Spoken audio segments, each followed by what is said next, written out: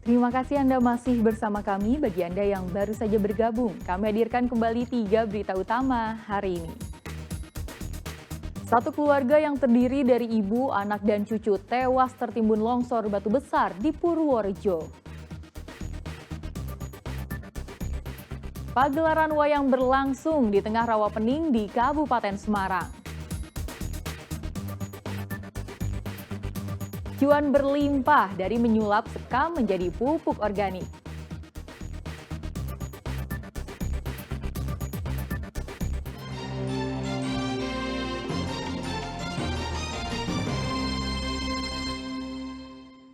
Tiga korban yang tertimbun longsor batu besar di Desa Pelipiran, Kabupaten Purworejo ditemukan dalam kondisi meninggal dunia Rabu dini hari. Ketiga korban merupakan satu keluarga yang terdiri dari seorang ibu dan anaknya serta cucunya. Tim SAR gabungan akhirnya menemukan 3 korban yang tertimbun longsor batu besar di Dusun Peniron, Desa Pelipiran, Kecamatan Bruno, Purworejo. Sayang ketiga korban ditemukan dalam kondisi sudah meninggal dunia Rabu dini hari. Ketiga korban ditemukan di antara runtuhan bangunan rumah. Ketiga korban teridentifikasi bernama Susanti berusia 32 tahun, anaknya bernama Reva berusia 6 tahun, dan cucunya bernama Ria berusia 4 tahun. Pencarian korban tergolong tidak mudah. Tim SAR gabungan mengerahkan alat berat untuk menyingkirkan batu besar yang menimpa rumah korban. Korban sudah diketemukan 3. Yang pertama atas nama Susanti, yang kedua atas nama Reva, dan yang ketiga atas nama Raya. Usia itu rata-rata berapa aja, Pak? Untuk usia, untuk Raya usianya 4 tahun, untuk Reva usia 6 tahun, dan Susanti usia 32 tahun. Sisa yang masih tertimbun tinggal berapa, Pak? Usia yang tertimbun 38 tahun atas nama Vinda. Dan mohon doanya rekan-rekan media besok pagi kita laksanakan operasi SAR dan korban dapat diketemukan. Jenazah ketiga korban kemudian dievakuasi ke Rumah Sakit Citrowardoyo Purworejo untuk divisum. Tim SAR masih mencari lagi satu korban yang diduga masih tertimbun material longsor. Tebing longsor karena struktur tanah perbukitan labil saat diguyur hujan deras. Akibatnya sebuah batu besar yang berada di atas bukit ikut longsor dan menimpa rumah warga yang berada di bawahnya Selasa petang. Satu keluarga yang sedang berada dalam rumah tidak sempat menyelamatkan diri sehingga tertimpa runtuhan bangunan yang ambruk diterjang batu besar. Wahyu Diono melaporkan dari Purworejo. Korban keempat yang tertimbun longsor batu besar di Purworejo akhirnya ditemukan Rabu siang. Korban bernama Winda Wahyuningsih ditemukan dalam kondisi sudah tak bernyawa Rabu siang. Jasad korban ditemukan tertimbun material longsor batu besar yang menerjang rumah korban. Dengan demikian 4 korban sudah ditemukan. Sebelumnya tim SAR menemukan 3 korban dalam kondisi sudah meninggal dunia Rabu dini hari. Jenazah korban kemudian dibawa ke Rumah Sakit Citrowardoyo Purworejo untuk divisum. Dengan ditemukannya korban terakhir, tim SAR gabungan menutup upaya pencarian.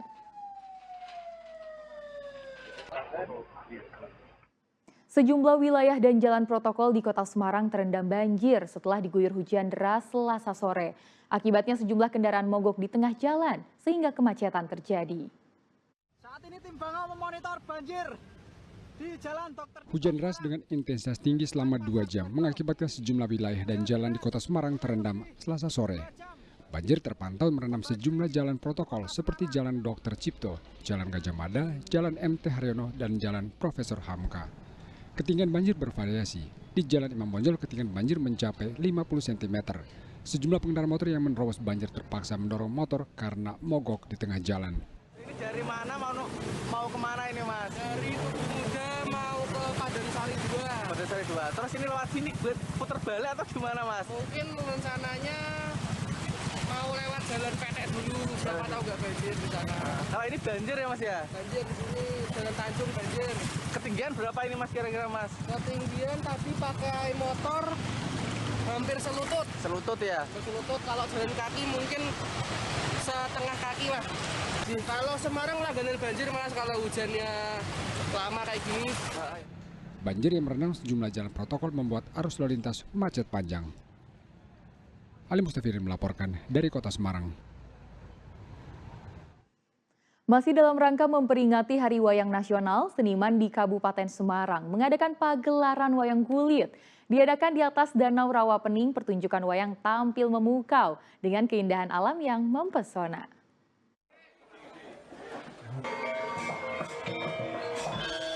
Alunan musik gamelan dan suara merdu pesinden ini menghibur pengunjung pada pagelaran wayang kulit di Semarang. Pagelaran wayang kulit ini digelar di atas Danau Rawapening. Pertunjukan semakin apik lantaran disuguhi dengan pemandangan alam yang indah. Wes bisa nunggalake marang ibadah. Pagelaran ini untuk memeriahkan peringatan Hari Wayang Nasional dan Internasional yang diperingati setiap 7 November. Meski telah berlalu, namun peringatan tetap digelar pada hari Selasa sebagai wujud pelestarian seni budaya bangsa. Hari ini kita adakan peringatan wayang nasional maupun internasional. Ya, tujuannya supaya seni wayang kulit itu bisa bergerak, bisa urip atau hidup, dan semua otomatis dalangnya, yogonya, sindirnya itu semua bergerak. Kalau wayang generasi muda udah bagus ya, sekarang dalang-dalang muda muncul, terus kemudian pengrawit atau yogo-yogo itu semua dari kalangan anak muda, sehingga musiknya itu gaul sekali, bisa diterima oleh masyarakat zaman sekarang. Diharapkan seni pertunjukan wayang kulit ini bukan hanya hiburan belaka, namun sebagai upaya menjaga nilai budaya yang telah diwariskan turun-temurun. Pelestariannya juga dinilai penting untuk menggait wisatawan lokal hingga mancanegara. Yulianto melaporkan dari Kabupaten Semarang.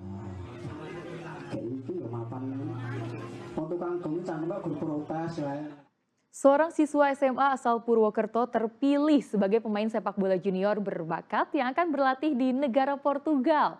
Terpilihnya siswa oleh pencari bakat sepak bola dari negara Portugal ini disambut sukacita oleh para guru dan kerabat.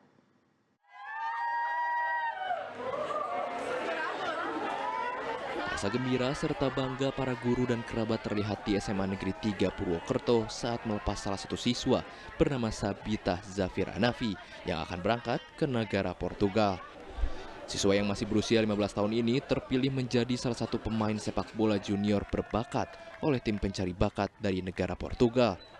Keberangkatan Sabita dilepas dengan meriah. Para guru dan siswa meneriakkan yel-yel serta memberikan sebuah beca untuk mengantar siswa berbakat ini hingga ke rumahnya.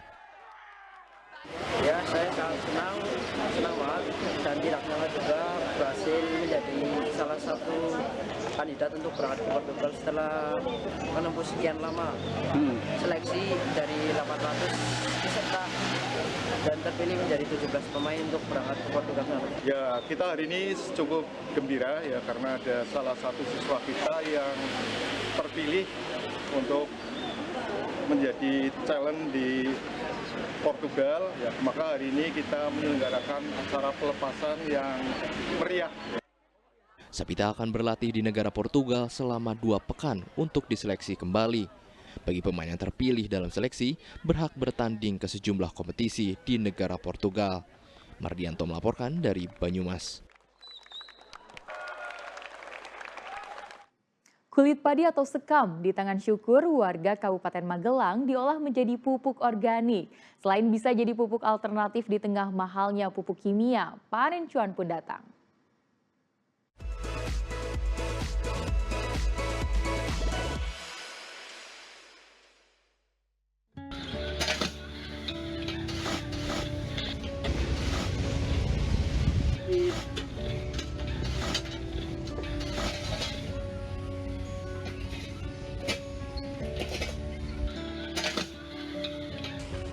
Saya usaha ini kira-kira tahun 2018 mulainya. Sebelum usaha ini saya kerja serabutan ya, terus kalau untuk sekam bakar ini saya mencoba karena ini kan untuk pupuk tanaman itu digolongkan untuk pupuk organik ini. Dulu modal awal saya itu kira-kira 100.000 untuk membeli kulit padi.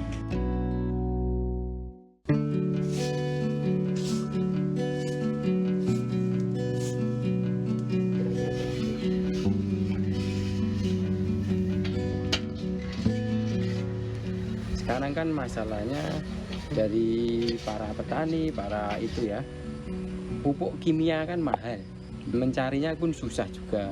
Jadi saya berusaha memproduksi ini karena ini kan pupuk organik. Jadi untuk mengurangi biaya dari itu tadi yang kimia tadi. Kesulitan bahan baku ya, alhamdulillah kalau bahan baku saya rasa nggak ada sulit karena di sini memang mayoritas kan untuk lahan itu untuk petani semua ya, petani padi terutama. Ya jadi gampang. Kalau di sini ada 2 orang ya, itu ya bukan bantu lah, bisa dibilang partner kerja kita sama-sama untuk kerja.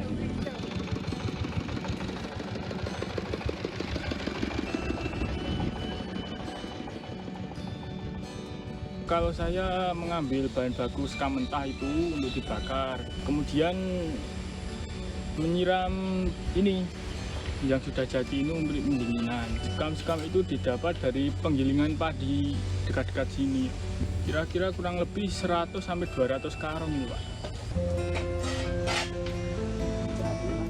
Ya, intinya kalau sekamnya itu yang udah kering karena hubungannya sama api itu kalau basah memang susah kan untuk itu. Langsung kita proses membakar, kita tuang di tempat ini ya, di lantai ya, itu langsung kita bakar. Habis itu kita nunggu kira-kira kurang lebih 7 sampai 9 jam. Dan kalau udah 9 jam kita lihat udah benar-benar udah hitam semua, baru kita siram pakai air. Terus nunggu kira-kira 1 malam, paginya langsung kita packing. Kalau untuk pemasaran saya lewat media online, lewat door to door juga saya tawarin di toko-toko juga. Ya alhamdulillah kalau customer itu dari daerah saya sendiri ada, Jawa Tengah sekitar saya, terus ada Jawa Barat juga ada, Jawa Timur. Mas, kalau yang ini berapa Mas 1 karung? Oh ini harganya 10.000 Pak per karung Pak. Ini untuk memupuk tanaman di rumah, itu kan ada di polybag, ada tanaman hias dan cabai yang ada di polybag. Ya selain harganya terjangkau, ini murah. Ini bukan dari kimia ya, yang jelas bahannya lebih aman. Monggo Mas. Oh ya, makasih Pak. Ukuran karung itu kira-kira ukuran 25 kilo ya. Kalau untuk tepatnya itu karungnya ukuran panjang 65 cm kali 40 cm, itu dengan harga 10.000 per karung. Kalau omset per bulan ya kurang lebih untuk saya penjualan 600 sampai 700 karung. Yang membuat saya yakin yaitu ya kemauan aja, kemauan itu. Terus segala usaha itu semua harus ditekuni. Nanti ya kita masalah hasil itu bisa kita lihat. Sekam kalau kita biarkan hanya akan menjadi sampah. Tapi kalau kita olah, insya Allah akan menjadi berkah. Mari kita berani berubah.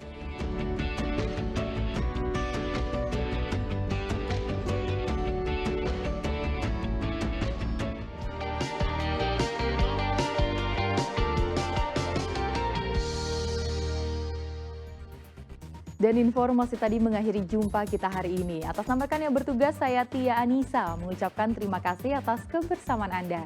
Selamat beraktivitas dan sampai jumpa.